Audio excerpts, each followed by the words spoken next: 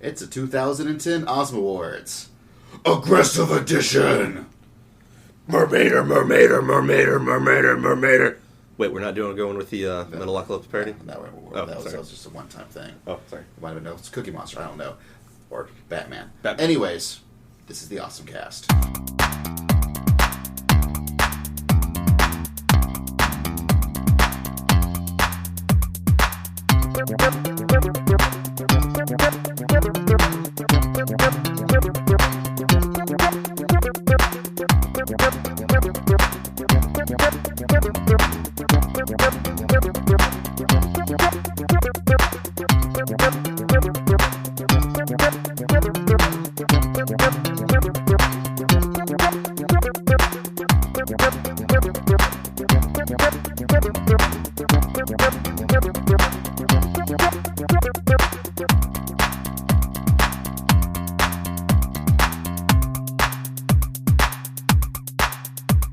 Hi, folks, and we're the OSMcast. I'm speaking for Basil because he's laughing because we're dumbasses. I'm Eric. I'm Kevin. And I'm Basil, and that's us. Some things that you don't get to hear that I do would amaze you. No, like pussy farts. It would amaze you. God damn it. Dude, your goddamn pussy farts. Can we say that on a podcast? Can we say that on a podcast? Well, we have now. There's no turning back. There's no going back. There's no turning back. Unless James edits it out. Look, if it's good enough for George Carlin, it's good enough for us. Praise you in your non-existence, Carlin. Oh, man, speaking of non-existence? Yeah, did you see the Ricky Gervais's Golden Globes thing? Where No, I didn't. He ripped everyone, Hollywood, a new one. Did he? Yeah, he was. I did not see this. Go watch it. Like, it's... Yeah. The man might have bigger balls than Stephen Colbert at the White House. Mm. Like, it's that level of, oh, did you just say that? That's amazing. Everyone's going to hate you now, and I don't think he cared. He also ended the thing with saying, and thank God I'm an atheist. Okay, I gotta go look this up later. It was good stuff. Anyways, hello, everybody. We're the OSMcast, podcast for everything awesome. This is going to be our second podcast to wrap up 2010 in a quote-unquote award show format, which really, now I'm thinking about it, our whole awards thing is sort of a proto version of the roundtable format we debuted last year. A bit. Didn't realize that until I just started talking. Until we started talking, but hey! There you go. And that was one of the neater things. We'll probably do more roundtables as time goes on. Anyways, as always, we have the website, OSMcast.com. Check out the Index of Awesome. There's lots of older OSMcasts. This is going to be like 76 or 77. Really? Like, and that's just the numbered ones. Wow. I'm telling you, 100 needs to be a video cast. Like, that's not counting, like, interviews or roundtables or awesome craps or anything. That's just straight up regular shows. We have a subject, we talk about it. Weird. I'm telling you, number 100 needs to be a video cast. We'll see what we'll do. I don't know. We might do a thing where instead we'll just do a super long podcast where we'll bring in a bunch of different guests. No, video cast. I kind of like the video cast idea, although I do not think we have the manpower to actually pull off a video presentation. I do. No, you don't. Yes, I do. No, you don't. Yes, I do. You don't have the time. I think. You're doing... Therefore I am. You are working a full-time job at Starbucks now. You're going to I was college already working a full-time. full-time Starbucks job and working full-time. You are going to be an assistant manager. You're going to have even more work than you did before. That's true. And you're going to school full-time. Let's not make this the Eric cast, though. So, but anyways. So for all you Eric stalkers, and I know you're out there.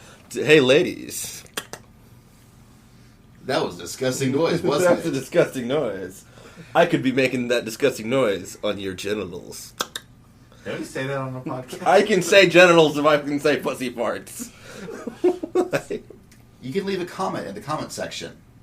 If none of you leave comments in this comment section for this podcast, I'm worried about our audience. But, be that as it may, you can also send us emails at awesomecast@gmail.com. Like this person. How do we know they're a person? Maybe it was an animal that learned how to type. Well, this person is Kristen Huff, and they say, Dear Winner, we have been notified to let you know about your claim of 250,000 Oh, God damn it. Are we reading the spam mail? Your personal... Oh, yeah, you're right, it is. But I should give them my full name, contact address, phone number, age, sex, country, contact, email. I don't have to send them like my county number or anything. It might be legit. I don't know. Do we have a real email, or are we just... Yes, actually we do. Oh, we have a real email. From oh my God. From who? Trevin. Trevin. We don't know it. We know a Kevin. We got a Kevin right here. This is a Trevin. This is not a Kevin. Yeah, we don't know it. Trevin. The do. Trevin. He says, oh, sorry. Dear OSMcast. Hi. Or ZeroSomeCast, as he used a zero, I think, to spell awesome. Oh no, it's Leet Speak, my mortal enemy. That's the only thing he did. You guys' podcast is awesome. I was just watching your podcast about anime of the decade, and I have to say, all the anime you guys discussed were awesome. I'm only 18, so I might not know what good anime, but I agree long shows like One Piece are not always good, because they are almost never have an ending. Yeah, I agree. Trevin sounds like a fucking winner to me. What's up, Trevin? I just wanted to send you email saying you guys are awesome. We are awesome. We're the OSMcast, in fact. And that the first FMA is better than Brotherhood because Ed and Al Bond was better shown in this series. Well, we're not going to start that debate. I don't want these two nerd-gasming all over the fucking mic. P.S. Macbeth is the tragic story that Code Geass compared to. Okay. We probably had a question about that in that podcast. I can see that. I don't remember. I can see that. I can see that. I can see that, Trevin. You and me, we could tie one on sometime. Wait, you're only 18. Okay, you and me, we'll go smoke a cigarette. No, you're only 18. Oh, well, I can't do anything fun with you, sorry. Trevin, you could wait outside while Eric goes shops for porn. Yeah! At the store, and you could be the driver. If you have a car. If you have a car. Well, he's 18, he might have a car. We don't know. We don't know. Depends on where he lives. It's true. Some places have much better public transportation. But thank you, Trevin. You sent us an email, and I just read that email on the air, as we want to do when you send us emails, at awesomecast@gmail.com. Or you can leave us a voicemail at whatever that voice number is. And Basil talk like this in the Basil Shatner. The Basil Shatner, indeed. I call it the Basil Manana. The Basil Manana. There we go. Tie that into those fucking weeaboos. All right. So, there we go. Had the email. Boom. Done. Next up, our year look back. The year 2010. This is the aggressive edition, which means stuff that you're actively, doing, like playing video games, or board games, or watching Eric, or watching Eric watch football and go, God damn it! Or if you're Eric watching football, I should say. Yeah. Yes. These are all active activities, so aggressive. Active activities cut. Anyways. I'm sorry, active and activity, you shouldn't say it in the sentence, it should be cut. You're the English major, God! Maybe I was using alliteration. As opposed to all those No, it wasn't alliteration. activities. Active activities? No, well, maybe, but it's a really shitty alliteration if it's alliteration. Well, I didn't say it was good alliteration, or that it was... It's not always all-encompassing alliteration. Okay. All right. Okay. Now we're going to have a quick musical interlude. Then we're going in to our things of topics. Things of topics of talking. And here's musical interlude.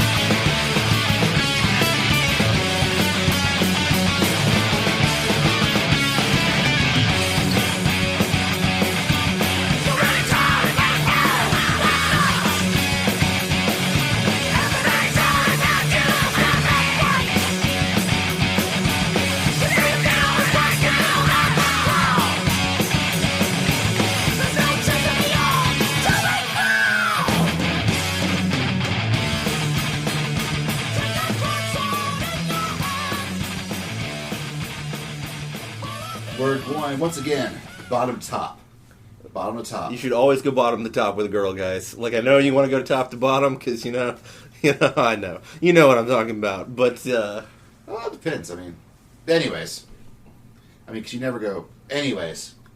We will start with, what's more, Late to the Party. Which is something that we've played in the past, before 2010, that we're now really enjoying last year. something that came out before 2010 Right, that we enjoyed in 2010. 2010. Yes. Kevin? Okay, that's pretty easy for me. That was Eternal Darkness, Sanity's Requiem for GameCube originally, but I never owned a GameCube, but I do own a Wii, and I have a GameCube controller. So, it's probably the best survival horror game ever, period. It's Lovecraftian and everything but name. The game has a sanity gauge, and most of the sanity effects are made to mess with the player as opposed to the character. And it's a really good game. It's like Silicon Knights needed to make more of that and not waste our time with the 2 human bullshit. Hey, now we're getting the new X-Men. Well, first off, 2 human was a good idea, which is bad execution. Yes, and I agree. Unfortunately, that's actually kind of how I feel about Eternal Darkness. It's much better execution than 2 human. God, the controls in that game make me want to shoot my head. I actually think it's better than your average survival horror game, though. No, bullshit. No, it is. It's better than the original Resident Evil games. That's not saying much. But at the time when it came out, And Silent Hill. That's better than Silent Hill. Yeah, the time it came out that was years before Resident Evil 4 came out. Yes. Which gave us a survival horror with a decent control scheme. Okay. So at the time, it wasn't that probably the best controlling survival horror game on consoles that I know of. Like it really would be. I easily found myself playing through it 3 times and all 3 possible story routes to get the real ending of the game. And I played it 3 times in rapid succession. I still wasn't bored with it. That's rare in a game. I makes me wish I had a GameCube and played it when it was new. I have been playing New Super Mario Brothers. Which, I had not. I played it before, but I hadn't actually sat. Everyone bought it, and then we busted it out, and we played through the first 4 levels all the time on multiplayer, and it would be like, oh, this is really fun. We should play this sometime, and then we never did. And so it just kind of. I was up in Atlanta and hanging out with my parents. My dad owns a Wii, but he never uses it, and I was like, and he had gotten New Super Mario Brothers for Christmas that year, and I was like, can I take this? And he's like, yeah, sure, I don't give a damn. So I got a copy of it for free, so now I've really been sitting down and playing it. It's a really fun game. It is Mario, it's new Mario. Anytime they want to put out new Mario, I'll buy it, Nintendo. It's just, Or even I'll play the old ones. For example, they released the Mario All-Stars collection, which is Mario All-Stars on a disc with a soundtrack CD. That's not even the good version of All Stars. Well, it's based off the Japanese the original version of All-Stars, which is just Mario's 1, 2, and 3, and quote-unquote Lost Levels, which was Japanese Mario 2. And then they, and they gussied it all up in, 16-bit graphics. Now, in America, not over in Japan, but in America, they did do a combo, which was where they hacked in Mario World on top of those. Well, yeah, but it wasn't part of Super Mario All-Stars. It wasn't. Didn't you even select it when the game started? It was Duck Hunt Mario, where you had a click, which you want to... You collected whether you wanted All-Stars or Mario. Or Mario World, yeah. And so it wasn't, yeah. Now, it's funny, Kevin, that you mentioned that. Because on Christmas, when I finally started playing it, and then realized, you know what I really want to play is Mario World. So I went and punched in Mario World on my virtual console. And, and I spent a lot of my Christmas day, because I was really bored and had nothing to do, play Mario World again. Yeah, it is on the, all those games are on the virtual console actually already, but... but not in the Super Nintendo jazzed up versions that All-Stars had. True. So that's why I bought the disc, and now also it's the awesome collectible, because Nintendo didn't print anymore. And it was a very limited run. Yeah. They sold really quickly at my work. They sold quickly everywhere. It's Mario. I mean, motherfucking Mario. Mario game is going to sell. My actual late to the party was Cave Story. Ah, that's a good one. That was pretty neat, yeah. I didn't touch it until I finally hit the Wii this year. But it's a classic old indie game, I know Lee was a vocal supporter of Cave Story. Yeah, he's really into Cave Story. and it is really, really fun. And it is an awesome, Really, really short. short, but it's packed to the gills Oh yeah. with like. I mean, I'm not quality insulting platforming, it. I'm just like good Yeah. shooting, and if you can get through the hell stuff, then you're a better game than I. Yeah, I intend to sit down with that at some point for a while. But So now we lead in from something we've done before, or something new to us that was old, and we're going to get the most disappointment category out of the way, so we can just go straight into so the you awesome. go to cool things. Yes. yeah, we gotta knock this shit out. Well, I don't know. Once again, that's easy because I've had this from mine since last time we got together to record. It's gonna be Metroid Other M. I was, for some reason, very hopeful for this game. Yeah, it sucks. It's the only game that's ever made me write a letter to Nintendo telling them their game sucks and telling them why it sucks. Did you get a response? I did get a response. It was kind of half form letter, half like slightly tailored to look like it addressed what I actually said. So I guess they have someone who looks at the email before they send it to the recycle bin. But I really don't. I don't know. I was angry. It was something I had to do. If I'm very, very lucky, maybe it went to the people who actually made the game and are like, what the hell is this English? I don't speak English. I'm Japanese. But who knows? Well, it's a real shame because it's by the original, the closest thing we have to the original creator from Metroid anymore. Yes. Yeah, with Team Ninja, who makes good action games. Well, Well, that's why I was disappointed. I'll give the game. Well, yeah. I'll give the game two things. One, I actually like the play control, although I know that not everyone did. And two, it's the best looking game I've seen on Wii. But what got the story is crap. Or it could actually be considered a brilliantly written story with a really horrible message about very needy, codependent, mutually abusive relationships. But yeah, it was crap. Definitely the Force Unleashed 2 for me. And this is a weird one for me because I loved the game. All the gameplay changes to Force Unleashed 2 are great. They're all wonderful. But The Force Unleashed was the best Star Wars story told probably since the Clone Wars cartoons by the good one. the cartoons by the cell anime. the Genny Tarkovsky. The 2D Genny Tarkovsky. Yeah. The CG crap. And it was really great story. And so I didn't buy the sequel, but I played the sequel, and I'm sitting here thinking, hell yeah, we're gonna get some more. And Force Unleashed 2 is the most unnecessary, unneeded side story-ish. Is it terribly spoilerific to explain how there even is a sequel? Because I thought I was dead. Like, yeah, exactly, and that sucked that they did that. I really hated that. Just all in all, it's one of those things where it was sort of worth playing through because the game is so much fun. But man alive, just that crappy story and the 3-minute Dagobah level and it's just And it's further terrible. spoiler, you don't get to find out, Kevin. You don't ask that question. They don't even explain it then. They sort of kind of do. They imply like 3 different things, and then they kind of leave it up to you to decide which of them. And it's also very obviously half a game. I will put this out too. Like, it is very, very obviously one half of a game. It looks exactly to me like they were like, well, we thought of this new story, and it might be decent, and here's the new story, and someone looked at it and said, that's enough for 2 games, cut it here. And it's just super obviously, to me, an unfinished game. There's only 3 levels that are real levels. I guess there's technically 4 with Dagobah. But it's like, you spend your entire game and all the... I don't know. Some of this stuff is neat because what it does deliver on is absurdity, and that's what The Force Unleashed does best, is super awesome Force absurdity, like the Clone Wars cartoons. But man alive, I expected so much better writing from the people who brought us Force Unleashed 1. Yeah, I really liked Force Unleashed, though. I'm kind of glad I didn't break down and buy Force Unleashed 2 now, but maybe I'll get it when it's really cheap.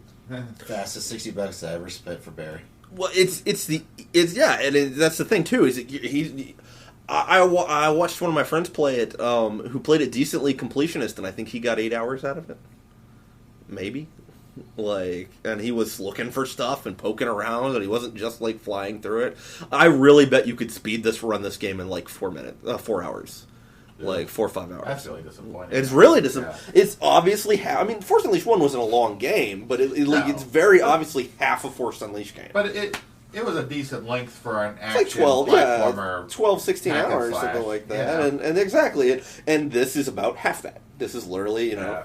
I thought the original one seemed about the right length for what it was. Oh, yeah, for what it was. It had a great story. It had a story that provided depth to the Star Wars saga, which this one does not. Just doesn't. Well, I guess, how many good Star Wars properties can we get? Well, apparently, in the last 20 years, 2. Yeah. If you don't count some of the books. I mean, it's kind of a dice roll these days. But jerk balls. So next up, speaking of badasses, you don't have a game? Oh, right. What's your disappointment? Oh God, Mr. Disappointment. I got 3 that I keep banging around. You gotta pick one. Golden Sun's battle system was just way too weak. I just could not continue to play that game because I just got tired of going through random battles that had no point. Or I could go with Sands of Destruction, whose combat system is broken. Yeah, ranging from either you walk all over your enemies to you die almost instantly. That was absolutely terrible, and that's actually Lee's big one. He wanted. For sake of Lee, we must mention that Sands of Destruction's combat system is so broken. Yes, it's where you can choose high attack, low attack, and mid attack. Yeah, and some enemies might be weak against one or strong against other. Now the trick is what they do is that eventually you can link attacks together and power up these attacks. What happens is you press a button, and the next thing you know, you unleash a 20-hit combo. And then the enemy's dead. Because you just did a 20-hit combo. And what happens with boss battles is, now the bosses can do 20-hit combos on you. And so you die. Yeah. It is broken, the story's stupid. Fights are ridiculously one-sided. They're never really sure which side it's going to be on. And then there's Final Fantasy 13, where the combat system's the only good thing about it. And I think that's actually my basis point, was Final Fantasy fucking 13. It was pretty. It was pretty fucking terrible. I'm sorry, some of the characters were okay. Some of the characters I disliked intently, but dealt with. Saz was good. I'll give you Saz and Femcloud. I mean Lightning. I like Lightning. I'll give you Lightning and Saz. Fang was pretty cool. I really liked Fang out of the cast, but yeah. Hope and Vanille eventually grew on me, but it took a long time. It took me a really long time with Hope. I kind of like Vanille to begin with. And Snow, I see what their point was, to sort of, almost parody the hero, going haha, I'm the hero, because I'm the hero, everything's going to be okay, and it constantly, falls on top of them, that doesn't work. He kind of struck me as the poor man's Yuri Lowell, but without any of the coolness to back it up. Ironically voiced by the guy who voiced Yuri Lowell. It really felt like he was supposed to be the traditional hero, where don't worry, I'm just going to hero this thing out because I'm the hero and it's going to work out in the end. It would never work out for him. Yeah. Unfortunately, he was still freaking annoying, and so no one liked him. I never used him. It just didn't work out. If I had a choice, I didn't use it. The story made no goddamn sense at all. I even read through all the data logs, whatever they called their thing, that that was better written than the actual game's narrative, that still didn't make any sense. None, it just, they moved, it literally was, when they created all their stupid levels that had no actual connection to one another, they just sort of strung it along to all these different locales, and sure, they were all beautiful, for a one-track lane. Yeah. It's the most beautiful alleyway I've ever played a video game. Yeah, in. my only I basically liked it. It's not going to make my top 10, not going to be my favorite, but my main complaint is everything was a straight line. And it just, and now we're going to get the sequel. They just announced it today when we're recording. What if it be 13-2 and just be Well, they did say, I recall, that they said, well, gameplay suffered because we spent so much time on the engine. So maybe now they'll just spend time on the gameplay since they've already got the engine and everything? Well, see, we know they have all the levels already made because it took them so long to bungle through getting their engine ready that they just let the artists just keep making art assets for levels. And they made, 2 games worth of levels out of it. I guess they're going to use that extra game's worth of levels. So I'm a feeling that right now they're going to reuse that engine, reuse those leftover art assets they have left over they spent money on in order to try to make back some cash. I'm calling it now. It'll be ironically so open-ended, no one will be able to figure out what you're supposed to do. Like, I hope it's Grand Pulse the game. Like, now, Lightning's freaking, like, metal nylons. Metal thighs. Nylons. And her plate armor looks dumb. I know some people are like, oh, it looked awesome. Well, you're wrong. It looks dumb. We'll see, but I have absolutely no hopes for 13-2, and I'm sure I'll buy it. That's the most disappointing thing of all. Probably my disappointment thing of 11 is that I bought it and I knew I shouldn't have. Well, there you go. So now that we're out of the shameful portion of this, let's hop right in. Biggest badass. Oh, that's easy. That's Bayonetta. Oh, fuck that. Bayonetta's the most badass character I've ever seen in a video game. Oh, fuck that She's shit. pretty badass. Fuck that shit. Fuck it. What? Let's hear it. Let's hear your explanation. Let's hear how Gun heals the titty monster. Like, No. It is Gun heals the ass monster. Fine, Thank Gun you. heals the ass monster. Is the most badass character from 2010. Let's hear it. Let's go. Go on the spot. She just... Have you played the... Don't say she just is. I played some of it. Have you played the game? Some of it. Okay. Don't say she just is. You have to explain. I want specifics. It's a little bit spoilerific, but she... Who fucking cares? She punches God into the sun. That's badass. That's too bad. There's badass and there's absurd. The game is absurd. Yeah, the game is and totally that's its absurd. charm. It is so over the top, crazy, and I swear Bayonetta is the first sexually intimidating female main character in a game. Just period. Now, the scene where I watched, the opening, bits where suddenly she was killing, zombies left and right, while Fly Me to the Moon was playing in the background, and a J-poppy, jazzy arrangement. Bayonetta made me love Fly Me to the Moon again, and Ava made me hate it. So that is a bit of a... That was an awesome game, and she was an awesome You character. guys are so fucking wrong. Commander fucking Shepard, baby. Commander fucking Shepard. I float outside and rupture all my organs, hit the fucking planet. And you know what? I'm gonna live again. That scene where, he's like, oh, I was in deep space. Oh, thank God for a duplicate nervous system. Humans don't have that. Oh, must have fucking sucked then. That says it all right there. When a Krogan admits that was probably painful and sucked, you know you're a badass. Come on. Yeah, yet another badass female main character. You're right. Yep. Commander Shepard. He's not a female main character. He's a male main character. Well, at least you picked a badass female main character, Eric. Oh, fuck you guys. Look, you might have... Who is yours, Basil? You move on. I'm not getting into this argument. You move on. Mine's not the canonical Commander Shepard. Mine's the correct Captain Shepard. So you pick Captain Shepard too? No, actually, mine is Yuri from Infinite Space. That's also a good one. Who might as well be the equivalent thereof.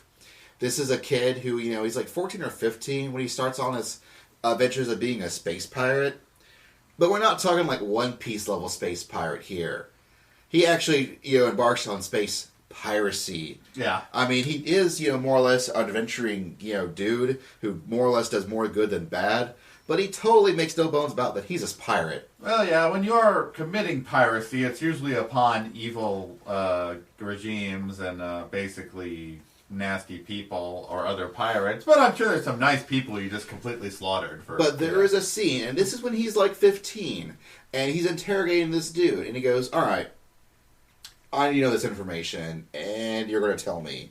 And if you don't tell me, I'm going to cut off one of your arms. And the guy's like, you're 15. You're not going to cut off one of my arms. And then you get a shot to him with his sword going, oh no. And then you hear the guy going, oh God, you're cutting off my arm. Oh God. Yeah. Oh God, you've cut off my arm. He's like, yeah. Now you're going to tell me what I want to know, or I'm going to cut off your other arm. And then the guy That's finally my whacking talked. hand. You can't do that. Who'll good stock game. my beanpole?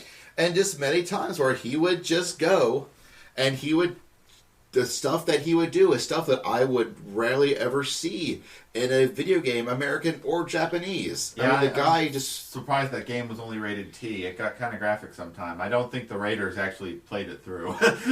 Well, the trick is that they made a real big point that you never saw anything, actually on the still images they would show, because it sort of presents itself a lot like a visual novel.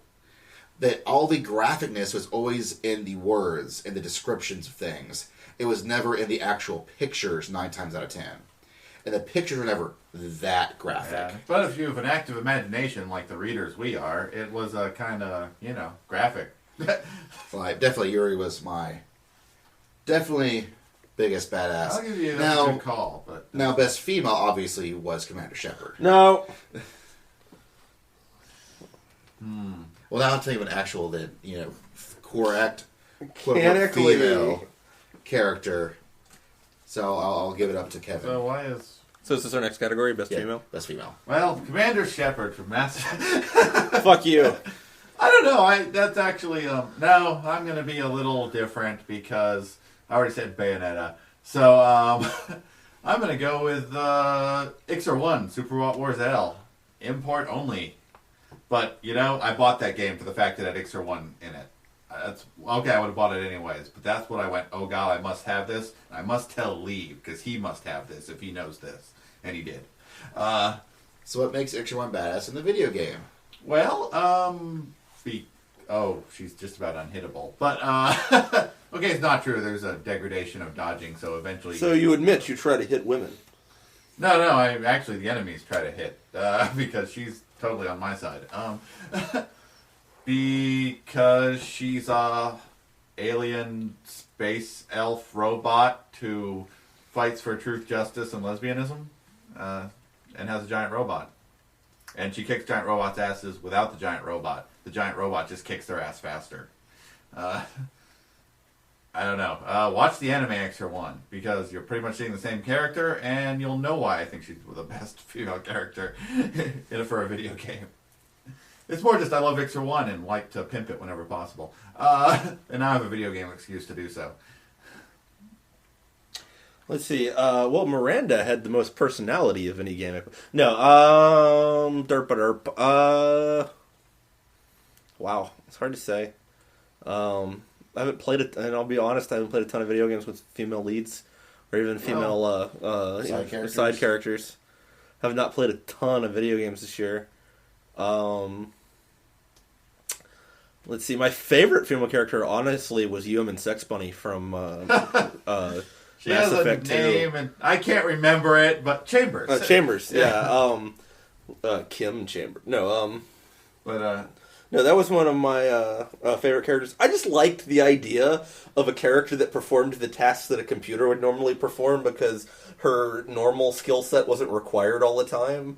It's like, you're the ship's counselor, yeah. Why are you doing clerical work? Well, they already paid me to be a counselor, but there's not any counseling to do all the time. So I guess I stand here and perform your computer's task. well, she was the yeoman. I mean, that's a real military naval position. No, they actually ask her in the. You can ask her in the game. Yeah. You can say, "Why are you doing stuff that a computer should do?" And her response is that the company paid her to be a counselor, but you don't always need counseling, so these are her everyday tasks. Like, I know it's an actual... I mean, I kind of like that you got a yeoman. I mean, the captain needs someone to tell them if they've got phone messages. But okay, yes, a computer can do that. That was literally that Commander Shepard has a conversation if you follow the trees. Yeah, I actually liked that she would tell me I had messages. I don't know why. It was a human touch. But I really liked the character. She was really cool.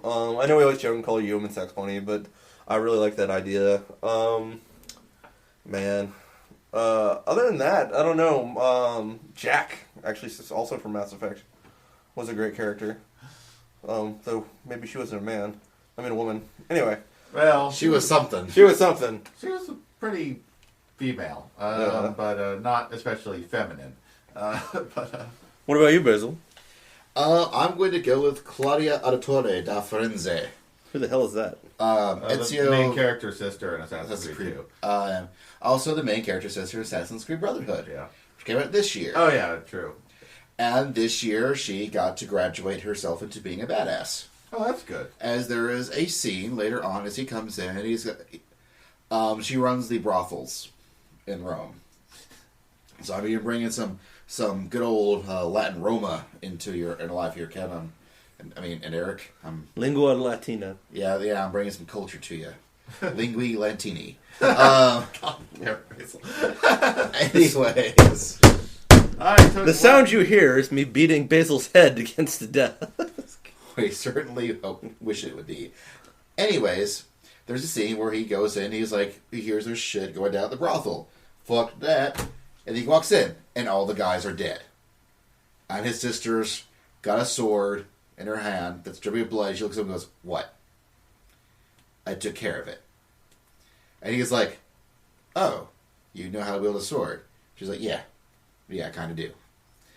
And then later on, she gets inducted into the Assassin's, Brotherhood. That's kind of cool. And I was like, oh, well, she sort of came a badass when I wasn't paying attention. Well, I'm glad she was doing something instead of looking at the accounting books the whole Little time. sis is all grown up and killing people, just like her brother. How it's sweet. true. It's as long as it's bad people. Yeah. Oh, there's a lot of bad people to kill in Brotherhood. I'm sure there are. So, best male. Okay, that's hard. Yeah. Oh, no, I will not cheat and just go, well, I'm just going to go with Ezio. But no. If only Commander Shepard was a man. If only, you know? Only.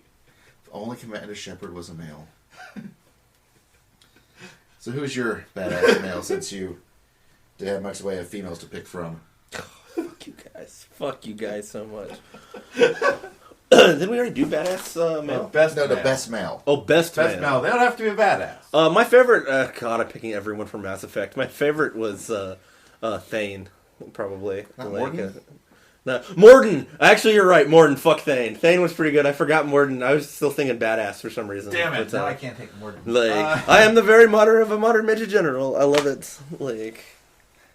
Morden was really good. Morden was really great. And a total bro. Yeah, he's a total bro, too. Doesn't matter. Doesn't matter which gender you picked your commander. He's totally Morden was bro. a total bro. Well, being from an asexual race, he can be a bro to either gender. It's true. And some chafing. Totally. Very bad. Very bad. Wouldn't want it. But killed. Oh, well. I love the way he talked. That was a great character. Oh, man.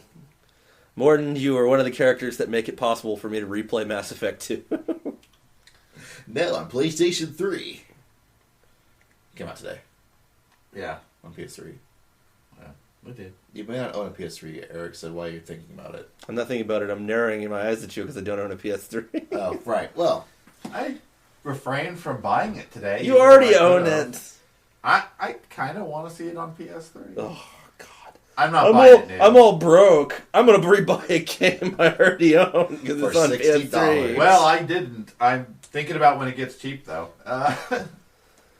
Man, Kevin, you'll hit anything when it gets cheap. Oh, swing. That's how I got married the first time. Oh! Yeah!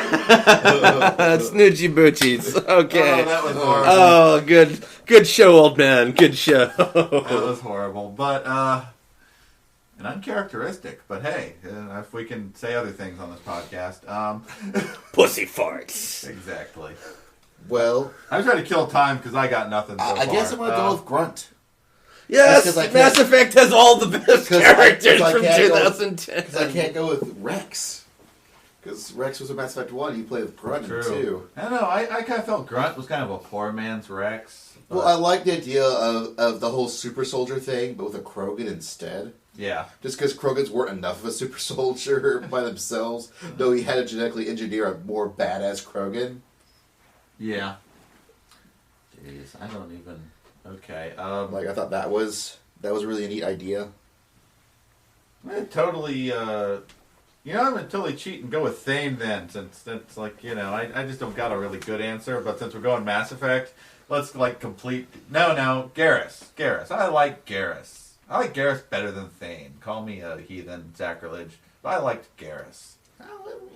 All All right, so you picked Batman instead of Solid Snake. My problem with Garrus is that he had a really great storyline in Mass Effect 1 where he was this, like, you know, we're going to do this, I'm going to be a desperado cop, right, and everything. And if you played the Real Paragon pack and you talk to him, you talk him down from that. And at the beginning of Mass Effect 2, it's like, I forgot everything you taught me! I'm gunning people down in cold in his blood. defense, he thought Shepard was dead and it had been a few years. But at the same time, if you have a life-changing, you know, at the end of the Mass Effect 1, he's all like, you know, you've shown me the true way, I'm really glad, blah, blah, blah. And the guy dies in a year. It had been a year. It's like, no, 5 years. Is it 5 years? I think it's 5. No, it's either a year or 5 years. It was more than a year. I think it was like 2 or 3 years. Was it 2 or 3 years? Or 3 years? Time passed. 3 years. Okay, and It's been a few years. The point is that it had not been long enough for amazing life lessons to have faded. Yeah. I don't know, we gotta come up with something that's not from... I don't know, I liked, you know, he shoots. He's like, you shot me. He's like, I didn't hit you anywhere vital. Yeah, that was pretty good. Like, I might have put him on badass duty.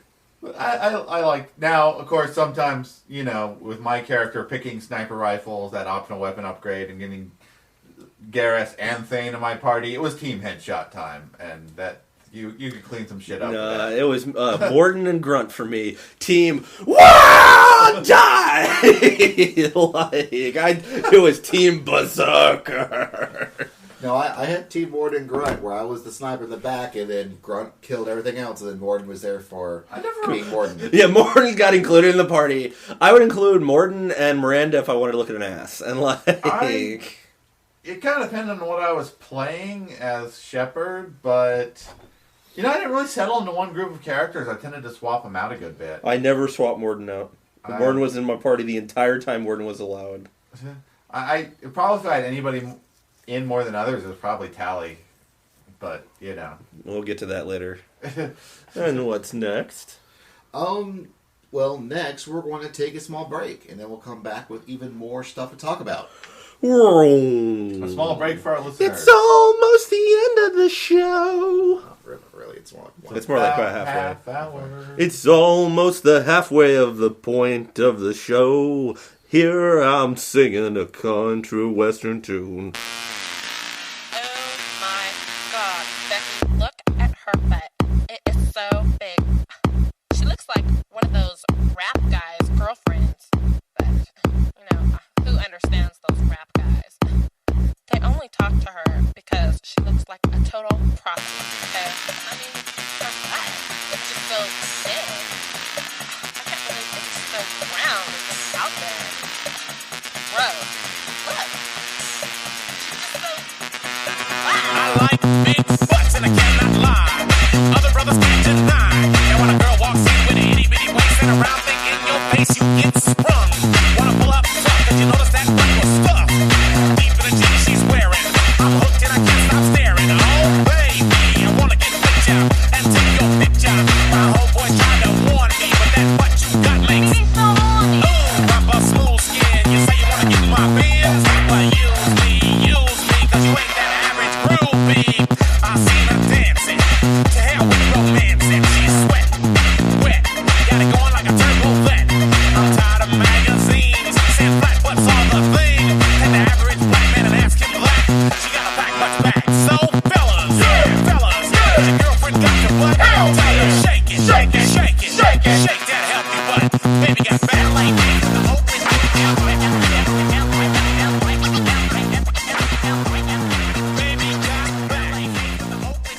And we return with more awesome talking about video games and other things.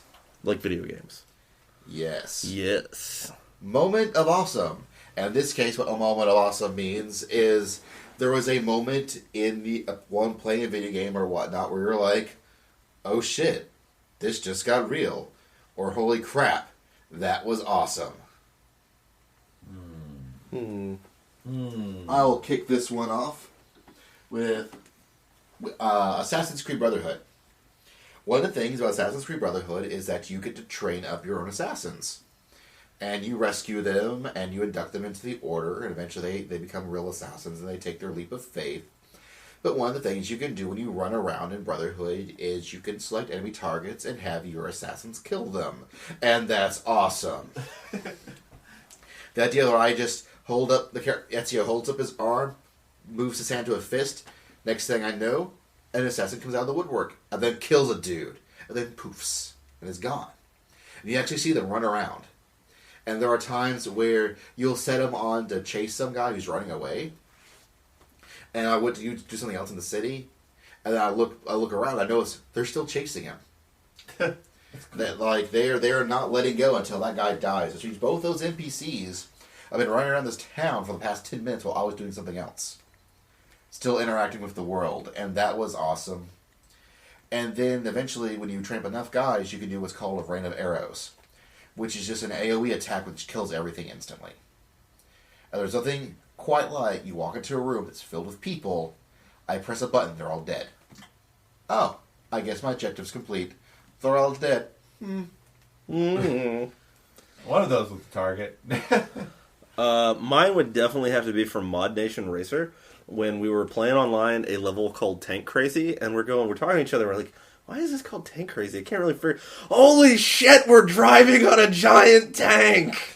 And someone had built a level that you drive on top of it and through the barrel and do this jump through it. And it's like, and it was like, oh my god! I just didn't realize how powerful the Mod Nation Racer track builder was until that moment. Yeah. Like until the moment I realized I was racing on a giant tank.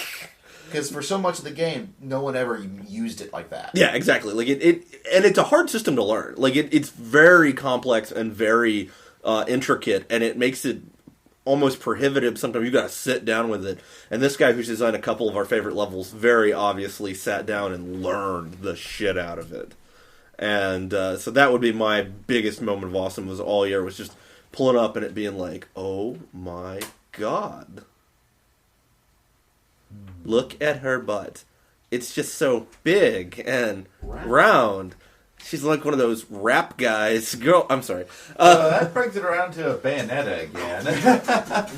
The big books that I cannot lie. You other brothers can't deny. When a girl walks in with an itty bitty waist and a round thing in your face, you get sprung. That's my moment of awesome with Bayonetta. Suck, brother.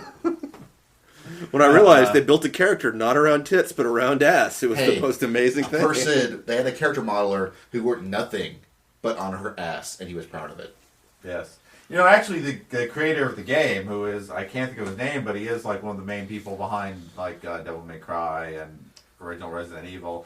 He's actually very upset with the hentai that has come out based around Bayonetta. Not that it exists, but because she's typically submissive in them, and she thinks it should totally be the other way around. He is very upset with you hentai artists. But what's your moment of awesome from it? Like, what in Bayonetta did you go, oh my god? Well, when you press the start button, and... no, actually, it's kind of late in the game where she basically starts riding on a missile, and suddenly you're playing Arcade Afterburner, except you're on a missile. And it's playing a remix of the Afterburner theme. And it's very much a Sega in reference. They also did something in the motorcycle chase scene. I just didn't know which game that was referencing. That actually is really awesome. Wow. I didn't realize they did an Afterburner thing. And it was like, hey, this is cool. I hope I'm not messing up the game because I'm putting it off the top of my head. And it was a Sega Genesis game I had played. But it was either that or another space shooter. But I want to say Afterburner. I think it was Afterburner. Like, the only thing I just have to mention is because it was so awesome, was the first opening section of Mass Effect 2. Yeah, with where the Normandy is getting shit wrecked. And I like the little, you walk out into the no atmosphere part. To be honestly, I don't think there's another scene in the game that really compares to that. Yeah, looking up and just going, oh my god, it's full of stars. They kind of shot their wad early in the game. Like, it's a good thing the rest of the game is damn solid. Like, that was just beautiful. Like, there are very few moments in video games that make me sit down and go, that is amazingly beautiful. But when you step out into the no atmosphere and you can just slowly look up and you see the planet and all the scars out, and like it was amazing. I actually have to say, as a secondary, not so much moment of pretty. I will have to one for Final Fantasy 13 because honestly, it's like the dreariest looking level before this, and then you basically get out into the real world. And it's the closest thing to an open roaming part of the game, and there's all these creatures roaming about, including like giant ass turtles in this lovely forested variety terrain. That was really pretty. That was kind of breathtaking. And then you realize you can actually run around this area, and it's Yeah. not just a straight line. That was a moment of awesome where I was like, I get to play in a game now. 20 hours in. You've completed the tutorial, Basil. You're halfway through the game. Achievement unlocked. 30 hours into Final Fantasy 13. But the moment that you were done with that, they throw you into this motorcycle cutscene thing, which I think I actually mentioned in our worst animes of the 2000s already, so I won't go back into it. But I have to say, I liked it for some of the same, mostly for seeing the summons tearing shit up, and that. But in terms of a solid narrative, it sucked. Now, I will say that the one thing that Final Fantasy 13 still has to be captured on to this day, and I'll bring this up because our next thing is Best Music. Final Fantasy 13 had my favorite music out of any video game Did of Eric last have a moment year. of awesome? Oh, wait. Yes. Yeah. Yeah, Blonde Nation Racers. Why don't you racers? I went last. Okay. No, when composer... Darn it, I had this up just a second ago. Dude who composed. He was a dude. He composed shit. Masashi Hamazu. He did an amazing job. It was his first time.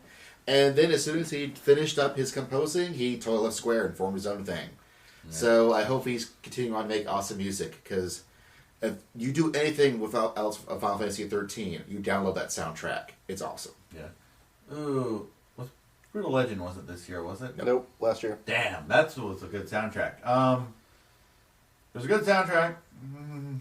I'm actually having a hard time. I thought you were to give a moment. The Mass Effect. No, Best Music. Oh, we're doing Best Music now? Best Music. Yeah, I'm having a hard time with the music, actually. There's some other ones like Mass Effect 2. Jack Wall did a lot of good tracks. Yeah, I don't particularly care about Mass Effect 2. Jasper Kidd did a lot of stuff for Assassin's Creed. The Tron game. The Tron game that came out. Is that any good? Like, the game, no. The soundtrack's Daft Punk, so it's badass. Okay, so it's a Daft Punk so it's a Daft Punk game soundtrack, yeah. Which I guess I can't see how that could be bad. Yeah, soundtrack point of view. Scott Pilgrim versus the World had a really good Adam Did a really good job. For soundtrack that I actually noticed, I'm going to have to go with Super Robot Wars L, just because it's got so many Mecha Show theme songs. I mean, it's not the whole thing. It's kind of in fact, it's a DS quality. There's no lyrics, but, I was actually listening for the music. And in fact, I like the Line Barrels of Iron and Dan Cougar Nova themes much better without lyrics, which is kind of interesting, I discovered. I thought they made really good battle music, or I don't really like either of those shows' theme songs in the actual real versions, but that was good music, because anime openings are good. Sometimes. And now we get to the part where we dress up a category so we can talk about Settlers of Catan. Best board game we started playing last year. Settlers of Catan! Oh my gosh, I can't believe it won! I can't believe it won! Settlers of Catan is really fun. Yeah, it's really fun. It's totally badass. Thank you, Sarah, for introducing us. It's a total blast. I got to watch a bunch of hot girls play it at UH today. It was pretty badass. But for those who don't know what this game is, what is it, Eric? Settlers of Catan is basically a real-time strategy board game, but remove the battle system since it's a board game and make it about resource collection and building. It basically takes the meat of the RTS system, the resource collection and building and placement and stuff like that, and strips it of its actions per minute / combat perspective, and makes it a just entirely about building up your resources and correctly deciding where to put things and how to build things and how to run with the rolls of the dice. And I mean, you could go into details of the rules and everything, but that's the basic it. You have a board. There are numbers on each piece of the board. Each number represents a number that can possibly be rolled on 2 6-sided dice. whenever you roll, everyone rolls the dice at the start of their turn, and whatever number comes up, you collect resources from whatever spots come up. So sometimes you got to decide. It's like one of those things where if the board randomly comes up and like all the bricks are in shitty positions, or like one guy's got the only good brick, what do you do? And so you got to, So it's it's almost Monopoly-like in that aspect where you have to sort of trade and and fend off other people. It's got some of the trading aspects and stuff like that from Monopoly in it. Like it's pretty unique in that it's very interactive while being very uninteractive at the same time. Because the core gameplay is uninteractive because it's all about building your own little empire, but it's at the same time because you have to interact with everyone to get your own little empire. Yeah, like it's very interactive. Some of those things where it's not risk where you can go in your own little corner and build. Like it's a very small playing field, as it were, for especially with the amount of people you usually have playing. So you tend to bump up into each other pretty quickly on, even the first few turns of the game. It has a little bit of elemental randomness with the dice roll and everything, but that's good. You can actually remove that. There's a deck of cards that have the exact I think, what is it, 6 and 8 are the easiest two things to roll on two 6-sided dice that have the most combinations that could come up. So, those are the ones that theoretically should come up more. They created pretty much the odds of what everything should be coming up. And they made a deck out of it. They randomized that. Yeah, so that takes a lot of the randomization out. I don't like it as much because it basically fucks you if you get a bad start of the game. Like, if you make a bad decision at the very beginning of the game with the cards, yeah, you're fucked. Good luck. To just totally break with it, since I don't really play board games, I'm going to say that Mecha RPG Lee ran, because it was basically a board game in the combat, and it was awesome. It was pretty cool, yeah. Not that you can go out and buy this, but I guess you can bug Lee for his rules. I had fun with that. I'll give it that. It was very board game-like. It was entertaining. Kind of a hybrid of standard. I know he was kind of. It was sort of made to be Super Robot Wars, the board game. He pared it down a bit so it actually makes sense as a board game, and it grew and evolved as we played, but it was fun. I don't know if they'll would ever be able to market it or anything, but it was cool while it lasted. It also gave me one of my favorite RPG characters I've ever played. So there you go. Mm-hmm. Next up, independent or downloadable game. Super Meat Boy. Done. Super fucking Meat Boy. I'm taking it before either of you can get to it. I did not play that. It is the best platformer to come out in a billion years, and yes, it's going to show up again when I say best platformer. And Super fucking Meat Boy. It's a blast. It is pure platforming. It's silly like Mario was silly when you were a kid. You ever remember playing Mario and just thinking, I'm a plumber hitting on turtles for a princess. This is crazy shit. You don't get that with Mario anymore because you're used to it. You've been doing it for 20, 30 years. But with Super Meat Boy, it's like I'm a thing of meat and I'm being attacked by Fetus Man or something. I don't even fucking know. It's fucking crazy. Did you see the quote unquote Sega Genesis style commercial they did? No, I didn't see that. It's like do jumps, eat math. I mean, it just and it was the whole washed out oh yeah, sort of say it as a tip, don't sort of edginess to it. It's look it up on YouTube. It is I think it's Meat Boy '90s commercial, and it's a thing of beauty. Super Meat Boy is just everyone should go buy it. Just go out there, run, go get it. If you like platforming at all, you will like Super Meat Boy. That was actually one of Neil's picks. He sent me via Twitter. That and Minecraft. And it's weird to say Minecraft because it's technically still in beta. Minecraft is the game, and this I'm stealing from Christopher. So Christopher, if you hear this, I'm stealing it from you. Minecraft is the game for addicted gamers that need something to do in between video games. There's no real winning, there's no real losing. It's just a video game you can fuck with infinitely. And I think that I like Minecraft a lot, but it's not my indie game of the year. Like Meat Boy, that was one of those things where they, when PETA did their Tofu Boy, and then the developers Meat Boy was like, okay. Then they patched in Tofu Boy into Meat Boy. On the PC version. And made a really crappy character. And sort of turned him into an unofficial even harder mode. Because if you can beat the game with Tofu Boy, You're hardcore. And Super Meat Boy is tough. It is a tough game, but it's designed to be a tough game, and the controls pull it off. If you lose in Super Meat Boy, my friend, it will be your problem. It is not the controls. It is not the level. You're never going to get any glitchy fuck-ups, right? Like, I've died many times in Super Meat Boy, but never have I looked up in frustration and gone, fucking controls. Like, gosh, I now have two in my brain. Because at first I was going to go with Scott Pilgrim vs. the World. That's a really good one, too. Good, Great, best beat 'em up all year. But no, what I had to go for is Pac-Man Championship Edition DX. Like, That's a crazy fucking psychedelic trip. Like, oh my gosh, I had forgotten how much of a Pac-Man fan I was when I was a kid. I remember that because I remember when Pac-Man Vs. came out, you were all excited and we busted out the GBI link cables. I remember that you were all like, yeah! Like, Pac-Man! Right. Multiplayer Pac-Man! I remember that. And I sat down. Pac-Man is the kind of game that I don't really want to play, but it's really awesome to sit there and watch you make all the pretty colors come on the screen.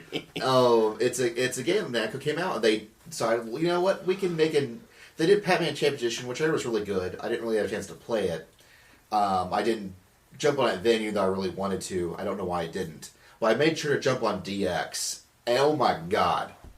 I don't know if I've ever talked about it before, but it totally deserves talking about.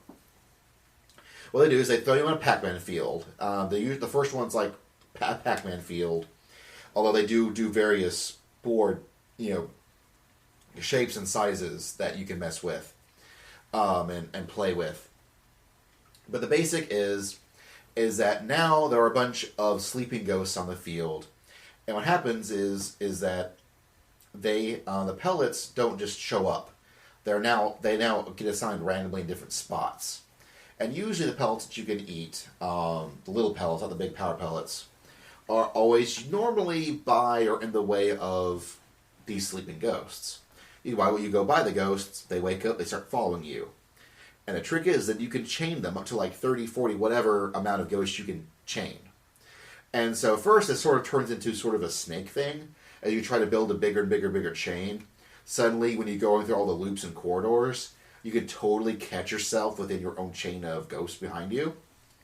But then, when you get to a power pellet, suddenly they're all, vulnerable, and you suddenly eat them all at once. And it builds points like the Super Mario when you jumped on multiple heads. The more you eat, the higher your points. So you get these gigantic scores. And they do this thing where suddenly when you turn around and suddenly get really violent, it starts slowing down. And you hear chomp chomp chomp chomp chomp chomp chomp chomp chomp chomp, and suddenly you just hear like this going. And as you're just mowing through all these ghosts. And it's one of the best feelings in the world. Lights and sound pop up.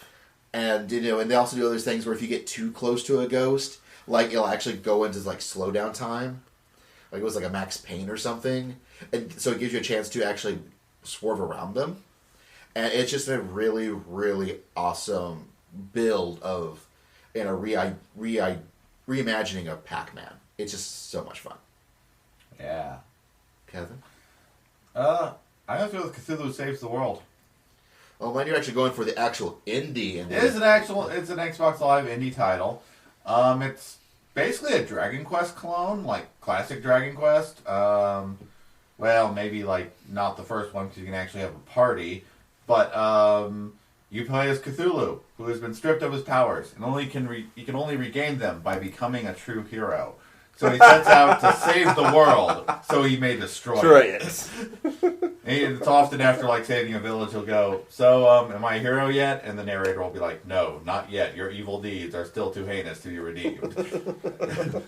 And it's got a lot of Lovecraftian referential humor. It's a basically funny game. I mean, you're Cthulhu and a chick who digs sea creatures, and a cat of Ulthar, and a talking sword, and an evil necromancer witch girl, and you're out to save the world, even though half of you are psychopaths who would rather destroy the world. Oh, this sounds like Frontier. But it's cute. Most of the creatures are Lovecraftian themed, and you do have the power to drive you can drive your enemies insane, which it varies from enemy to enemy, but it usually results in them taking more damage, but also doing more damage in attacks. So it's a bit of a trade-off, and some attacks only work better on insane enemies. It does have an interesting combo chaining system where you try to rack up a bunch of hits, and then there are certain moves that are combo finishers that do more damage if your combo gauge is built up higher. But and some abilities reduce, like a lot of the more powerful healing abilities will reduce it or negate it altogether, reset it to 0. But it's a wacky little game. It actually has a little more depth to it than you might expect from an Xbox indie game. It lasts a little longer than I expected. Not that I have a high expectation for it, but it's not a good full-on RPG length, but it's longer than you expect from an indie game. It's cool. And of course, all mention goes to Costume Quest because Double Fine released a game that came out this year. Oh yeah, that was would have been my. That was you always got to pop up, and they're adding updates to it for other holidays. Yeah, they had a kind of a Christmas update. They had a Christmas update. It was short but sweet. I would talk more about it, but I own it, but I haven't played it yet. I haven't played it all. It's pretty easy. Well, once you get the hang of, it expects you to have a little certain button timing, right? Element. But I'm really looking forward to Stacking, which is their indie game based off the Russian dolls. Oh yeah, the Matryoshka. Where you stack in them, and then as you stack into bigger dolls, you can do more things. Next up, best game for the Android platform, because 3 of us on the OSMcast team, Mr. DJ Inabuto, James, Eric, and myself all have droids. Yeah, so we screw around with Android Marketplace. Can we pick something that's not Angry Birds? Because I think the answer is Angry Birds. I can pick Game Dev Story. Game Dev Story is really good. I have to say Angry Birds. God, it's fun. And it's free on the Android. Fuck you, iPhone users. That freely updates like all the holiday shit like you get for free. Well, there's Angry Birds and there's also Angry Birds Seasons. Well, Angry Birds Seasons is you can patch like some of the levels into... Okay. And they keep patching Angry Birds. Like, originally I didn't have the 4th level that the iPhone users had. Right. And then I did an update, and I've got the 4th level now. Oh, yeah. So, like, they're constantly adding stuff. And they're eventually going to do a version that you can actually pay for if you don't want ads. Yeah. Like, which I think is awesome when you can get the ad version or the not ad version, but either way, it's the full game. It's the full game. I know that recently, this year, but recently Congregate, which does a bunch of Flash games you can just download. Or play on the thing. They've now released 300 of them as a thing called Congregate Arcade, where you download the Congregate Arcade app, and then you just download the Congregate Arcade games from there. And they got a lot of really neat ones. So, no, but the one I'm going to go with is Game Dev Story. It came out the very near tail end of this year, of 2010. It is sort of a lemonade stand style game, where except you are a game developer? You're a game developer, and you name your studios, and then you're given a choice. You hire your initial staff, and you're given a couple of different categories. Like all your games are 2 categories, something and something else. And based on the categories you pick, if they match together, the game and the skills of the people in question, the game does either well or poorly. And as you go through the game, you make better and better games, or you contract work to level up your characters. And eventually you can go to like the Game Awards, their equivalent of E3. And you might win. And then by the time you actually get enough to win Game of the Year, is when they go, okay, well now this is over, now we'll redo it again. But now you can do a new game plus. Yeah. It's like, damn it, now I have to do a new game plus. And you must find out if your ninja dating sim will sell. That's right. Oh, there's a ton of different categories. There's like 15 on each type, or maybe even more. And as you level up your guides, you get more categories. It's incredibly addictive. If I had a phone that let me play video games, I might play this. Now, we shall embark on the greatest journey of this past hour. Best racing game, go. Oh, Mod Nation Racer. That's easy. Bam. Mod Nation Racer is the best racing game ever. I don't even think I've played a game with racing elements in it. Dude, I played as Mr. T driving the Teenage Mutant Ninja Turtle van on a giant racetrack shaped like a dinosaur. Beat that shit. I'll probably go with Mod Nation Racers even though I didn't play it because it just sounds awesome. Yeah, exactly. I have no interest in racing games, and it actually has made me a couple times just hearing about it go, I might play that. And I hate racing games. I'm going to go for Need for Speed Hot Pursuit. You're just picking Need for Speed Hot Pursuit because I said Mod Nation Racers. If you had gone first, you just said Mod Nation Racers. Okay. For me, it's really weird, and that I actually think, as far as the actual racing mechanics go, Need for Speed is better. However, Mod Nation Racers is a kart racer, and they're almost two different things. It's like, even though they're both quote-unquote arcade racers, this is more like comparing like Mario to like Mario and Donkey Kong. You know, Mario versus Donkey Kong type things, where it's much more of a puzzly adventure than an actual, straight-up platformer. Anyways, Need for Speed Hot Pursuit is a really good, car racer. We're racing cars, and it's very fast-paced, very burnout-y. It's by Criterion, so of course it's like Burnout. Yeah, it's not a racing game I would consider playing. Like, no, well, it doesn't have Mr. T, I understand. Yeah. But it's a lot of fun. And it should be recognized that it's pretty awesome, even if it's not Mod Nation Racers. Mr. T in the Teenage Mutant Ninja Turtle van on a dinosaur. That's kind of hard to top. That's kind of hard to top. Mazen Kaiser Z in the Speed Racer car on a Coliseum, like a Roman Coliseum. No, it's true. I do have Mazinger Z. All of the Power Rangers. And I think have that guy. Even the bulge on the Yellow Rangers there. I have a Zaku. I have a couple different Gundams. The bulge is a dick. I know. The Yellow Ranger had a dick. Alright, platforming, go. Super Meat Boy. For all the reasons I gushed about earlier. Super Meat Boy, Super Meat Boy, Super Meat Boy. There's Donkey Kong. Donkey Kong's really fun. Kirby Epic Mickey.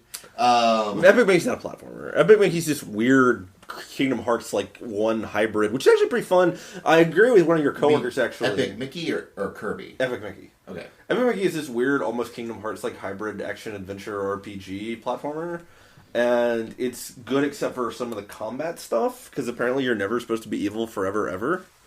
So, like that kind of sucks. But I did have a fun time with it. But Super Meat Boy by far and away. Like I'm gonna go with Kirby's Epic Yarn. Like I'm having a lot of fun with Kirby. Kirby's fun. No, don't get me wrong. Kirby's fucking a blast. Like that's not a. Like when I can, when I go through the level, the next thing I know, I'm Kirby Robo, or my giant Kirby robot smashing things under my feet, Kirby feet, and blowing stuff up. I mean, there's just so much imagination packed into each individual level on what you're doing in the game that it is just just fun to see what's next. Did I play any platformers this year? I'm having a hard time with this actually. We'll go right on into adventure. I don't think I played a platformer this year. Not that you'd really call adventure game. Like I think for me, for me actually it's weird because on one side there's Heavy Rain. Oh, fuck that game as an adventure game. Well, it was an adventure game in the classic point-and-click LucasArts style. Okay. You're playing through a story adventure game. But fine, I'm going to go with Assassin's Creed Brotherhood. Yes, okay, I can respect that choice. I'd like to say I'd like to say Heavy Rain just to annoy Eric again. I have some actual serious issues with that game, although I basically enjoyed it. It was definitely the most tense I've ever felt in playing a video game. Yeah, I haven't been able to bring myself to play it a second time. Alan Wake. The story pissed me off at the end, but Alan Wake was good. Alan Wake, as long as you're like the problem with Alan Wake as an action adventure game is it gets boring after like the third level. Until you get bored with burn, shoot, burn, shoot, I love the mechanics. It's scary lost in the forest game, and it keeps trying to find new ways to make you be lost in the forest all over again. Yeah, and the problem, but like I said, it was fun. If I'm just talking about my favorite action gameplay from 2010, it's Alan Wake. It had a good atmosphere. I just loved the mechanic. I love the mechanic of burning light things off with light. They just needed to explore it. Like the problem with Alan Wake is it only has one mechanic. Like, and it's an awesome mechanic that holds it up for a long time, but it's just one mechanic. Use an adventure game. Deadly Premonitions. Oh yeah, Deadly Premonition. Is that this year? Yes. I keep asking that. I'm almost positive it's this year because I got it for Suits for birthday. Yeah. It was like an early release. I really only got it on recommend, like Lee saying it was so bad it was good. And Deadly Premonition, it is so bad it's good. It's even. It's better than bad. It's good. Some might argue it's so bad it's awesome. It's just kind of my only real complaint with it is graphics wise, it doesn't really live up to modern levels. It looks more like an early Xbox 360 game. But sometimes I wonder if that sort of helps it. Well, The sort of the low cheap. budgetness of it just sort of adds to its charm. It likes to cut to black and cut back in as opposed to show complicated animation. And it has gas mechanics in a game where you drive around in an open sandbox, which is maybe not a good thing, but it's Twin Peaks the game. I mean, that's what a lot of people call it. You're an FBI agent who comes to a small town that's just suffered a gruesome murder, and the longer you stay there, the weirder the story gets. It does start out kind of weird and quirky. Look at our weird small town people who are strange and weird. And then, like, the last half of it gets grim and dark, and oh my god, I can't believe they went there with the story kind of places. And it is disturbing at times. Which is weird, because it is very kind of lighthearted and silly early on. It is a complete mood shift in the second half. But it was fun. And speaking of fun things, we're going to have a fun break. What are you doing? Scanning. Hey yo, BC, the turntable biotic. Hit him with the good stuff, dog. Probe away. I'm Commander Shepard. Probe away. You wanna see if I've got the minerals? Probe away. I'm Commander Shepard. Probe away. It's nearly got those minerals. Beep it, I'll break it down so you can absorb it. You need to mine planets, minerals, and do it from orbit. Some good advice, and you're too much of a noob to ignore it. You'll get stranded with no fuel if you foolishly floor it. I used to rock microphones rhyming in the stadium. These days I launch probes mining for palladium. Slouching at my console, crying from the tedium. I contemplate relations with the slimiest of aliens. A spectre and alliance and 7 special ops. Some things I scan are anomalous, but the rest are rocks. This shit is so boring, most men's souls would wither. Yo, but I ain't trying to get my tallies over blown to smithers. No doubt, I get it in with the iridium. Rhythmically click and launch probe, tunnel vision, and I'm mining for resources with the lowliest of purpose as I drag the scanner reticle slowly on the surface. Probe away. I'm Commander Shepard. Probe away. You wanna see if I've got the minerals? Probe away. I'm Commander Shepard. Probe away. It's nearly got those minerals. Okay, we're back. And now we're going to go with some highfalutin strategy. Strategy, Or eh? possibly StarCraft 2, baby. StarCraft fucking 2, and there ain't no doubt. Unless you were playing Super Wars L. And then you were like, oh wait, I'm Kevin and the only one in the country playing Super Robot Wars. Hey, Lee totally playing this. He'll back And me so up is on that. Gerald, actually. He plays a lot of Robot Wars. Well, It is a Gerald difference. can suck my dick. I guess it is I a don't complete care. different thing. Star Wars, versus- StarCraft 2, baby. StarCraft is an RTS, and of course, Gerald, if you're listening, I was kidding. Well, Yes. maybe. all the Super Wars titles are turn-based. And just to be honest, it's me, so you give me a turn-based strategy And game. I start beating off like a monkey in front of your aunt. And then when you added giant robots, oh shit, both hands. That's like lubricant. And Super Wars L, as I said earlier, put Ixer 1 in a Super Robot Wars game, and that is like my favorite anime that not enough people have ever seen. StarCraft, baby. But it doesn't have... and if StarCraft had Ixer 1 in it, I'd be all about StarCraft. StarCraft does 2. have Ixer 1 in No, it. it doesn't. StarCraft has everything. No, it doesn't. Someone actually could build Ixer 1 in You like probably Yes, they could. can. Have you seen this StarCraft? You engine? probably could, actually. But, They've created an MMO out of the goddamn StarCraft build engine. That's kind of disturbing. But I'm going to go with Civilization 5. Fuck both of y'all. Fuck Civilization 5. I looked at that opening screen and thought that was awesome and turned it off because strategy games make my head hurt. Literally. Because I don't know how to think. No, Well, Civ 5 was pretty fun. I just really haven't super enjoyed a Civ since Civ 3. yeah. Whatever the one yeah. with Elvis as your with the little windows, and there was Elvis who would go, well, we need, the people need to be more happy, Senator. Oh. I don't remember if that... Well, I never Was played it 2 America, or 3? so, No, he was a like you get him. Okay. He was maybe it was two. Like there's one where I think there's one of the Civ games. It's the last one I played where all your advisors are in little windows.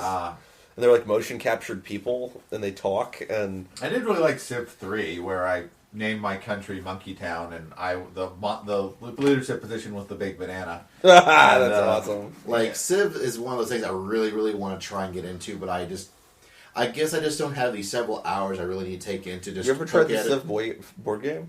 Civilization is a real good set of board games. I've not. Yeah. So my actual strategy game is probably going to go back to the same game dev story. Okay. Because it is a strategy game, But just you in a can't very nuke small Paris scale. in game developer story. I can take that. I can make a game with you Paris in game dev story. I'll give you that. Now here comes the next set up. Action. Action! I thought we did adventure. Action and adventure are essentially the same thing. You just want to say, Action John. is more shooting. You want to say adventures from Drake's. Zelda. You just want to say. Come on, say it. Go on. Go on. Bayonetta. Is that what you're gonna say? That's what Cat's going to say. Okay. What are you gonna say? Bayonetta? What are you gonna say, Basil? I was still thinking about mine. Well, I'm going to say Bayonetta. Like we You all want know to? it. You want to? What is? Maybe I'll say Mass Effect 2. What's that game you keep trying to get me to play? With the with Mel Laura Croft. Uncharted? Uncharted. Uncharted came out the year Two. before. Did Uncharted 2 came out the year before? Uncharted came out 09. Okay. Was not 010. Okay, I thought you had specifically created this section to talk about Uncharted. And I was Actually, like, No, I accidentally created this section so you could talk about Alan Wake. oh, but I already talked about Alan Wake. Oh, I know, but so, call it I well, the adventure. shooting and action mechanics. Anyways, action game, Bayonetta. Bayonetta. Kevin really liked Because it. I've actually gone back and played through it like 3 times total, and not all at once, but I've just gone back to it and I've actually played it again. It's very, especially with the variable difficulty, it ranges from you can practically play this game one-handed to oh my god, this is harder than anything Nintendo's ever dreamed of. Mine would have to definitely be, what's that demo that we played?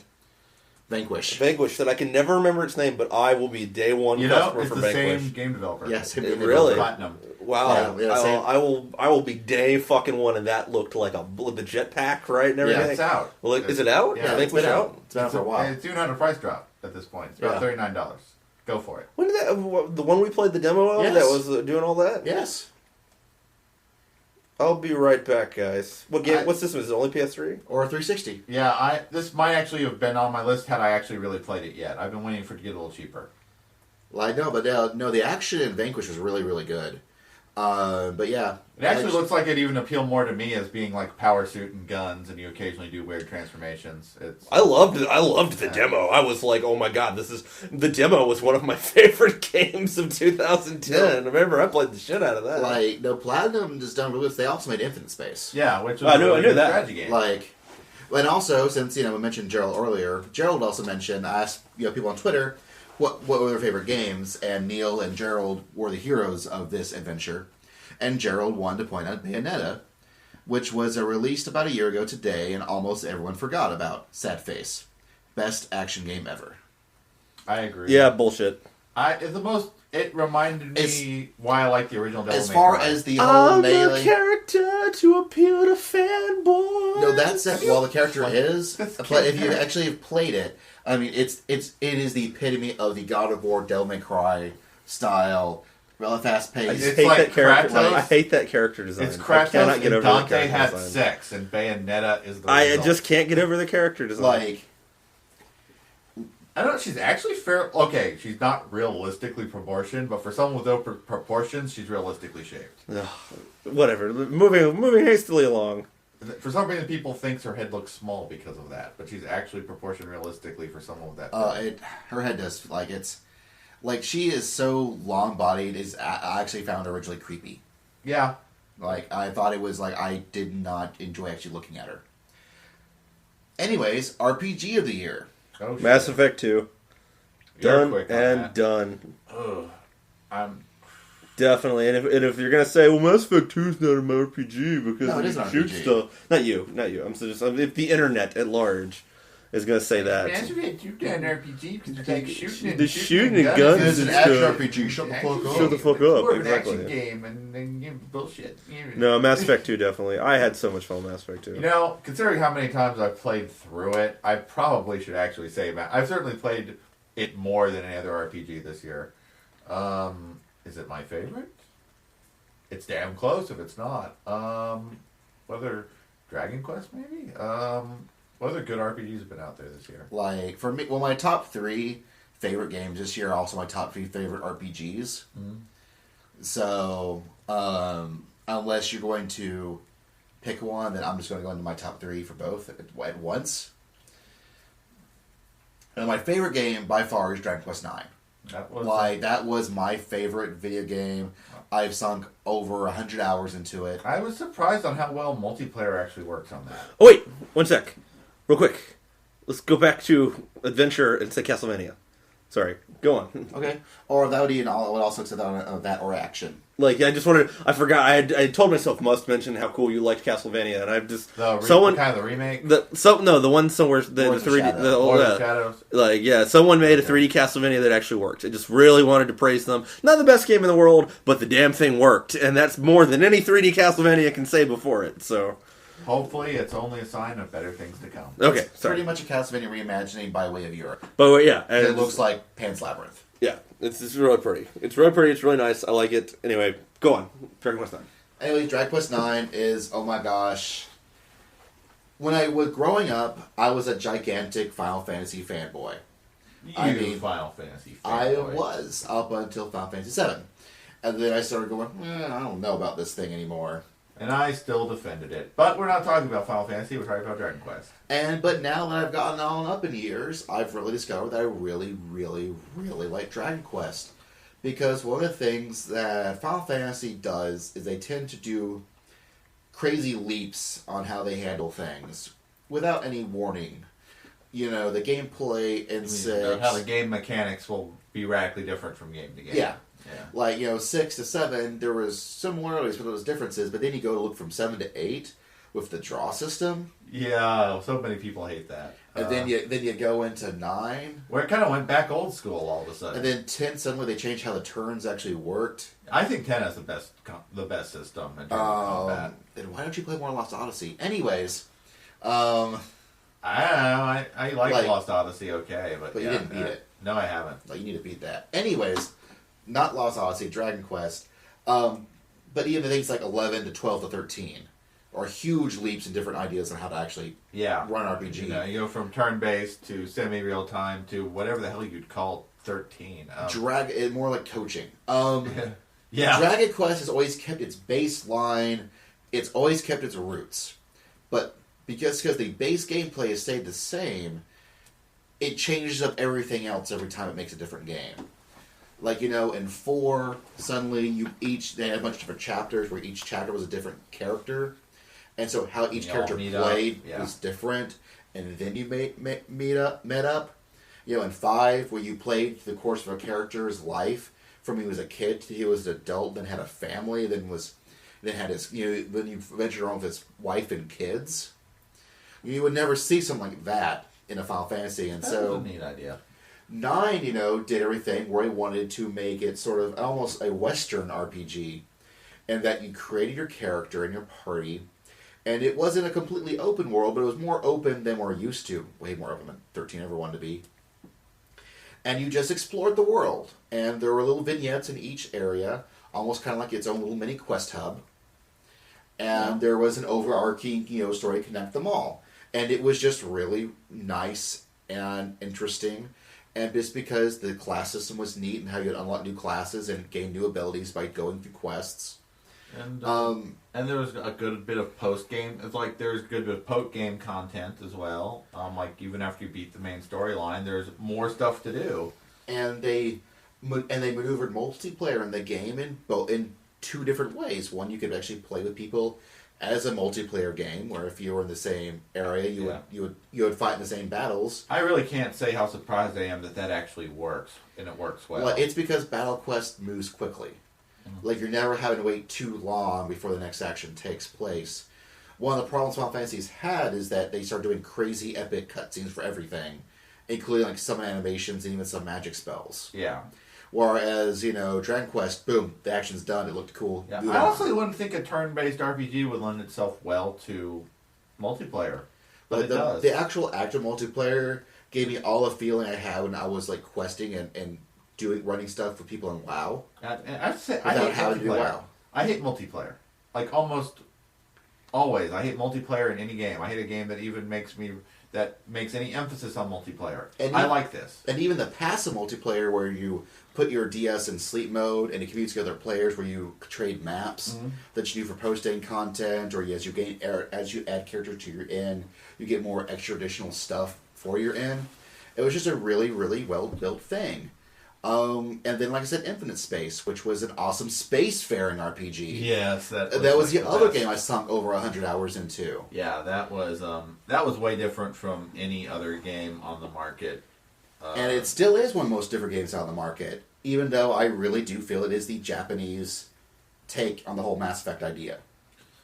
I look at it more as Legend of Galactic Heroes, you can all see it that way, because you have the giant space battles. I mean, I feel like they wanted to do the Legend of Galactic Heroes space battles, and then built a game idea around that eventually. Right. But I mean, it is a thing where it does almost a Suicune thing where you gain a huge, a huge group of people who become the crew of your ship, which you can actually assign them into spots, and they level up in those spots and get better at what they do as a crew. And they add, bonuses to your performance. But your decisions, indicate which characters live, which characters die, which characters you meet, which characters you don't meet, how you progress through the story. And there's a pretty big, huge amount of space you cruise around in, and even like the thing where you're going from planet to planet is very almost reminiscent of like what you would do a Mass Effect on a DS would be like. And even I won't tell you the plot of Infinite Space, but when you especially get to the end game, you realize it's the same plot as Mass Effect. Like, there's different bells and whistles on it, and it's different, but the base general oval strokes. It's not terribly different. It's fairly similar to Childhood's End by Arthur C. Clarke, but, for literary sci-fi people. And even then, Mass Effect 2 was awesome. Yeah? Like, it was a lot of fun, and just a month ago I played the Liara DLC. Yeah. Overlord, yeah. Yeah, that actually... that was just going back to Mass Effect 2 was so much fun. Yeah, if you had romanced Liara in the first game and you were feeling a little bit let down, that did a lot to make me feel better. But those are my games of the year. I had a lot of fun with all three of those. But I'm guessing that Eric's is... Bayonetta. Game of the year? Yeah. Bayonetta, right? Right, Bayonetta, right? No, fuck you guys. Bayonetta, Game of the Year. I have a tie in my mind. Because I base Game of the Year on what I had the most fun with. And it's got nothing to do with presentation. It's got nothing to do with... It's flat out, what did I sit down and have the most fun with? And it has to be a tie between Mass Effect 2 and Mod Nation Racers.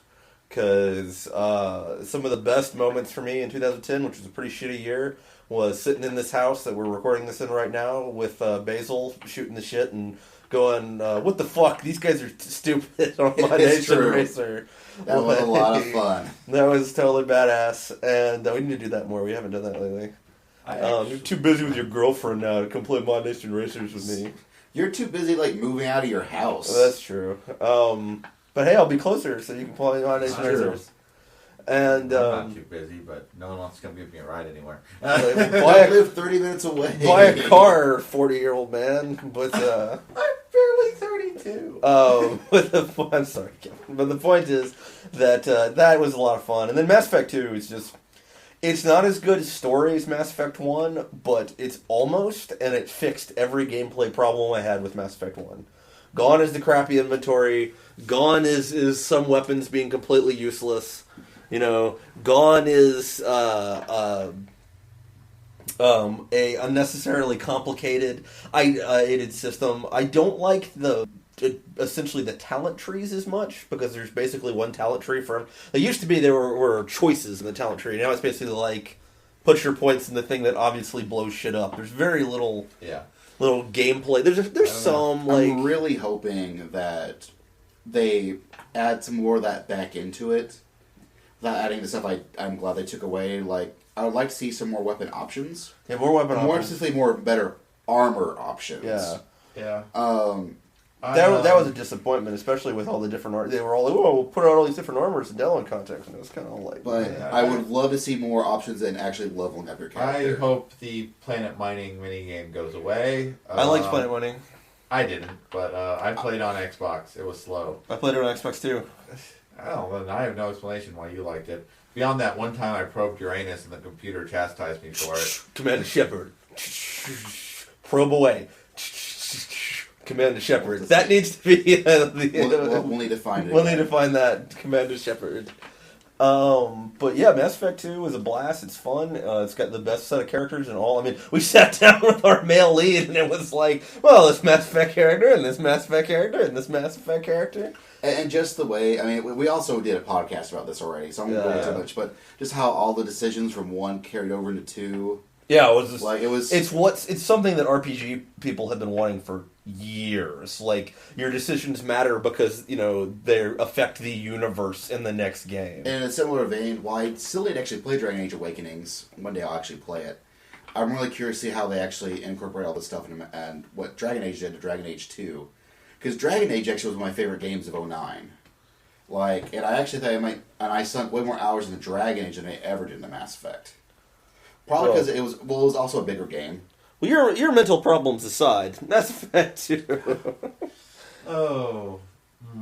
Kevin, what's your game of the year? Super Robot Wars, though? No, I actually have a bit of a shocking swerve in that this game doesn't really fit well in any of the categories we've presented. It is an import game, though. It's the Kamen Rider Ganbarai DS game, which is based on a Japanese arcade game. It's kind of a hybrid arcade fighter card battling game. But basically it amounts to you can have various Kamen Riders fight each other 2-on-2 with kind of a weird slot-based system to determine what your points values are with the occasional optional card to make things happen. And damn if it isn't surprisingly entertaining to just have riders punching each other and kicking each other. If we're going by the same criteria that Eric put forth, the game I actually dumped a lot of time into. It's not time, it's pure fun. Yeah, it's the pure fun factor. And I don't even know what kind to categorize this game as. Like I said, it's kind of a hybrid arcade fighter card game. Like if you go play the card game in Japan, you put in your money to play, and you get a card. And you get to play. You don't really need the cards to play the game, but they do create sell the cards to the anyway. Combat. Yeah, it's like you get a card when you play the game. They're kind of like on the second turn of combat, and no combat, I believe it can't go more than 4 turns anyways, but like on the second turn or beyond, you get to play a card, and that makes some kind of modification to your stats or to a certain effect in the game. And, you know, you have cards for the different riders, and it's fun. If you're a Kamen Rider nerd, and I'm probably the only one in like a 100-mile radius, it's awesome. It's a bit of a shocking swerve because I don't know what the hell to classify this game as. No, that sounds like a game that totally can be your game of the year, and was awesome. Was really awesome. And since we're the podcast for everything awesome, it's a good thing it was. Or we'd have to kill you, Kevin. Yeah, if they kill make you with the Simply Gatorade another bottle. edition, I'd probably buy it. But you have to kill him in an awesome way with the Gatorade bottle. You can't just pretend like you're blowing a dick here in front of me and said, "Well, like I'm going to be amusing while you're trying to talk." Yeah. But on that note, that's our final word on 2010. And we hope that you're also going to enjoy us in 2011 when we do a video podcast for our 100th show. Yeah, we'll see how that goes. Pussy farts.